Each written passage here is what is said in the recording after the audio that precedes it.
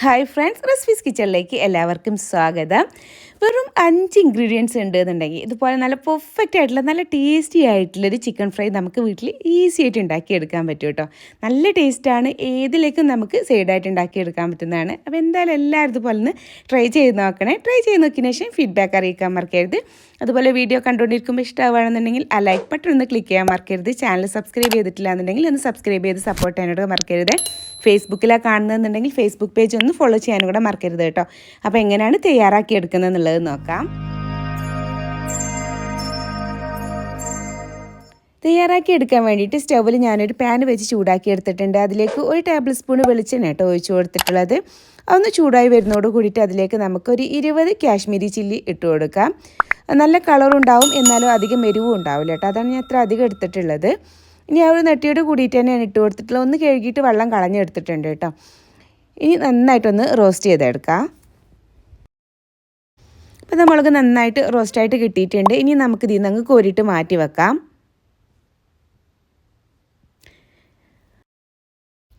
ഇതൊരു സൈഡിലോട്ട് അങ്ങ് മാറ്റി വെക്കാം. ഇനി അടുത്തതായിട്ട് അതിലേക്ക് നമുക്ക് ഒരു 20 വെളുത്തുള്ളിയുടെ അല്ലിയാണ് കേട്ടോ എടുത്തിട്ടുള്ളത്. ഒരു മീഡിയം സൈസുള്ള വെളുത്തുള്ളിയാണ് എടുത്തിട്ടുള്ളത്. അതങ്ങ് ഇട്ട് കൊടുക്കുന്നുണ്ട്. അതിൻ്റെ കൂടെ തന്നെ ഒരു ഏകദേശം 1 ഇഞ്ച് വലിപ്പത്തിലുള്ള ഇഞ്ചി ഒന്ന് കട്ട് ചെയ്തെടുത്തിട്ടുള്ളതാണ്, അതും കൂടി ഇട്ട് കൊടുത്തിട്ടുണ്ട്. പിന്നെ 2 തണ്ട് കറിവേപ്പിലയും കൂടി ഇട്ട് കൊടുത്തിട്ടുണ്ട്. ഇനി അത് 3 കൂടെ നന്നായിട്ടൊന്നങ്ങ് റോസ്റ്റ് ചെയ്തെടുക്കാം. ഇപ്പോൾ അത് നന്നായിട്ട് വാറ്റിയെടുത്തിട്ടുണ്ട് കേട്ടോ. നല്ല പോലെ വാറ്റിയിട്ട് എടുക്കണേ. ഇനി നമ്മൾ ഇതിൽ നിന്ന് ഫ്ലെയിം അങ്ങ് ഓഫ് ചെയ്ത് ഇതിൽ നിന്ന് നമുക്ക് കോരിയിട്ടങ്ങ് മാറ്റി വെക്കാം.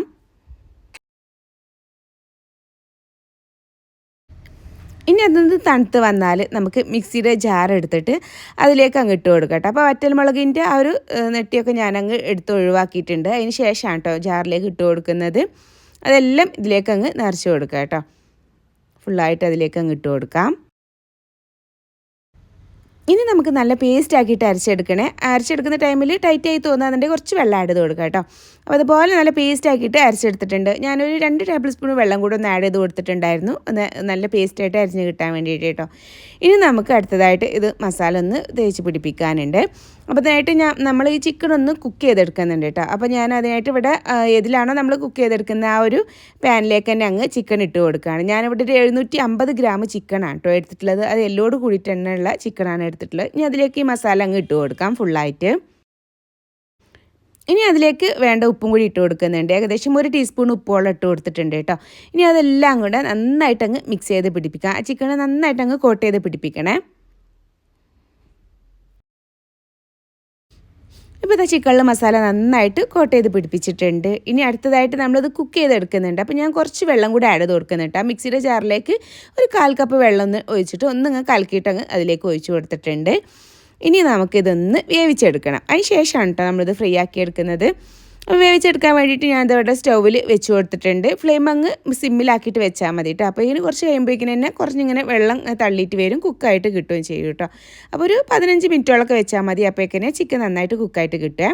ഇടയ്ക്കൊന്ന് ഓപ്പൺ ചെയ്തിട്ടൊന്ന് മിക്സ് ചെയ്ത് കൊടുക്കുന്നത് നല്ലതാണ് കേട്ടോ. ഞാൻ അടിക്കൊന്നും പിടിക്കാണ്ടിരിക്കാൻ വേണ്ടിയിട്ട്. പിന്നെ വീണ്ടും അങ്ങ് അടിച്ചു കൊടുത്താൽ മതി. എന്നിട്ട് കുറച്ച് ടൈമും കൂടെ അങ്ങ് കുക്ക് ചെയ്തെടുക്കാം. ഇപ്പോൾ അതാ ചിക്കനൊക്കെ നന്നായിട്ട് വേവായിട്ട് കിട്ടിയിട്ടുണ്ട്. ഏകദേശം ഒരു 15 മിനിറ്റോളം ഞാൻ വെച്ചിട്ടുണ്ട് കേട്ടോ. വെള്ളമൊക്കെ ഏകദേശം ഇങ്ങനെ കുറുകി വന്നിട്ടുമുണ്ട്. ആ ഒരു കായ ഉണ്ടാവുമല്ലോ, അതിൻ്റെ മസാല മാത്രമേ അതിൽ ബാക്കിയായിട്ട് ഇങ്ങനെ നിൽക്കുന്നുള്ളൂ കേട്ടോ. ഇനി നമ്മളിതൊന്ന് ഫ്രൈ ആക്കിയിട്ട് എടുക്കണം. അപ്പോൾ ഇതിനായിട്ട് ചൂടാക്കി എടുത്തിട്ടുള്ള പാനിലേക്ക് ഒരു 2 അല്ലെങ്കിൽ 3 ടേബിൾ സ്പൂൺ വെളിച്ചെണ്ണ കേട്ടോ. അത്രയും മതി, കൂടുതലായിട്ട് വേണമെന്നില്ല. നമുക്ക് ഷാലോ ഫ്രൈ ചെയ്തെടുക്കാം കേട്ടോ. അതൊന്ന് ചൂടായി വരുന്നതോട് കൂടിയിട്ട് അതിലേക്ക് നമുക്ക് ചിക്കൻ പീസ് ഇതുപോലെ അങ്ങ് ഇട്ട് കൊടുക്കാം. ഈ താഴ്ഭാഗം ഏകദേശം ഒന്ന് ആയിട്ട് വന്നാൽ ഇതുപോലെ ഒന്നങ്ങ് മറിച്ചിട്ട് കൊടുക്കുക കേട്ടോ. 2 സൈഡും തിരിച്ചും മറിച്ചും ഫ്രൈ ആക്കിയിട്ട് എടുക്കാം.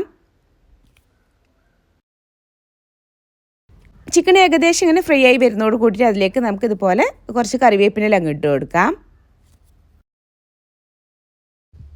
ഇപ്പോൾ ഇതാ ചിക്കൻ നന്നായിട്ട് കുക്കായിട്ട് വന്നിട്ടുണ്ട് കേട്ടോ. നല്ലപോലെ ഫ്രൈ ആയിട്ട് എന്താ വെച്ചാൽ പെട്ടെന്ന് തന്നെ ആയിട്ട് വരും. നമ്മൾ ഓൾറെഡി ചിക്കൻ ഒന്ന് വേവിച്ചെടുത്തുകൊണ്ട് തന്നെ ചിക്കൻ പെട്ടെന്ന് തന്നെ വേവായിട്ട് കിട്ടും. ഇനി ഇതുപോലെ നമുക്ക് കോരിയിട്ടങ്ങ് മാറ്റി വെക്കാം. ചിക്കൻ എല്ലാം ഒന്ന് ഫ്രൈ ആക്കി എടുത്താൽ ബാക്കി വന്നിട്ടുള്ള ആ ഒരു വെളിച്ചെണ്ണയിലേക്ക് നമ്മൾ ഉണ്ടാക്കി ആ ഒരു വേവിച്ചെടുത്തതിന് ശേഷം അതിൽ കുറച്ച് മസാല എന്തായാലും ബാക്കി വരും കേട്ടോ. നമ്മൾ ഇട്ട് കൊടുത്ത മസാല ബാക്കി വന്നത് അതിലേക്ക് അങ്ങ് ഇട്ട് കൊടുക്കാം. ഈ ഒരു വെളിച്ചെണ്ണയിലേക്ക് അങ്ങ് ഇട്ട് കൊടുത്താൽ മതി കേട്ടോ. അതാണ് കുറഞ്ഞ വെളിച്ചെണ്ണ എടുത്താൽ മതി എന്ന് പറഞ്ഞത്. നമ്മൾ ഫുള്ളായിട്ട് ലാസ്റ്റ് അതിലിട്ടിട്ടാണ് ഈ ഒരു മസാല ഒന്ന് വേവിച്ചെടുക്കുന്നത്. ഇനി കുറച്ച് ടൈം അതൊന്ന് വഴറ്റിയിട്ട് അതിൽ നിന്ന് ആ ഒരു എണ്ണ അങ്ങനെ തള്ളി വന്ന് നിൽക്കുന്ന ആ ഒരു പരുവം വേണം കേട്ടോ ആവണേ മസാല. അതുവരെ നന്നായിട്ട് ഇതുപോലെ വഴറ്റിയിട്ട് എടുക്കാം. ഫ്ലെയിം ഒരു മീഡിയത്തിൽ വെച്ചിട്ട് ചെയ്തെടുത്താൽ മതി.